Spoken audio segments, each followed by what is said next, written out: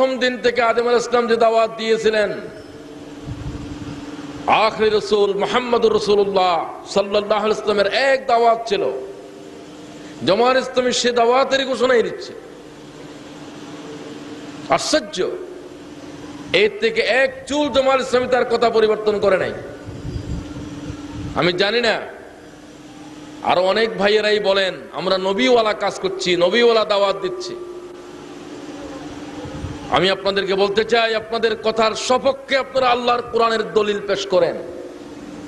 যদি জামাত ইসলামের চাইতে উত্তম কোরআন এবং হাদিসের দৃষ্টিকোণ থেকে কোন জামাত যদি কারো জানা থাকে, আল্লাহর কসম খেয়ে বলছি সেই জামাতের খবর আমাকে দেন। আমি জামাত কর্মীদেরকেও বলতে চাই, দুই কারণে প্রয়োজন আমরা জামাত ইসলামী ত্যাগ করে দেব, ছেড়ে দেব জামাত ইসলামী।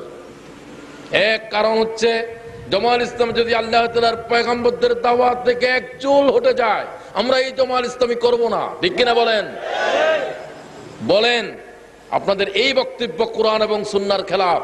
একটা কথা বলেন, জামাতের গঠনতন্ত্র তুলে, জামাতের দাওয়াতকে তুলে। দ্বিতীয় এই যে দ্বীনের দাওয়াত দিলে শুধু চলবে না, আপনাদের চাইতে আরো উন্নত, আরো সুন্নত তরিকায়, আরো যথার্থভাবে ইসলামের দাওয়াত পেশ করার জন্য জামাত ইসলামীর চাইতেও এই জামাত আরো ভালো। আমি বলতে চাই, এই ধরনের কোন জামাত যদি আপনাদের জানা থাকে আজকে ঘোষণা দেন, আমরা সেই জামাতে দাখিল হব। আমার জানা মতে জামাত ইসলামীর চাইতে আর রাসূল পাকের একেবারে সহিহ তরিকার উপরে আর কোন জামাত নাই নাই নাই। থাকলে বলেন।